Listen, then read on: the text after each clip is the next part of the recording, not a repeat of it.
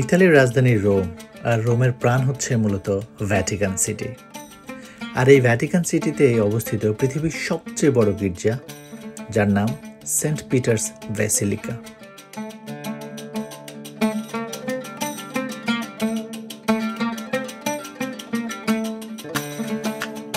এই গির্জার নিচে শুয়ে আছে একজন রক্তাক্ত যোদ্ধার মরদেহ। প্রায় 137 মিটার উঁচু এই গির্জার গম্বুজ মাইকেলেঞ্জেলো নিজে ডিজাইন করেছিলেন।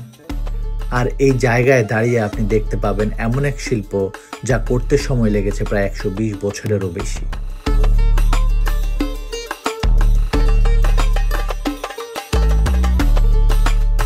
এমনকি নিচের ভ্যাটিকান গ্রোটোতে এখনো অনেক অজানা সমাধি রয়েছে, এক একটা যেন এক একটা রহস্যের গেট। সেন্ট পিটার্স ব্যাসিলিকা শুধু একটা গির্জা নয়, এটা ইতিহাসের বুকের নিচে লুকানো এক সাইলেন্ট রাজত্ব।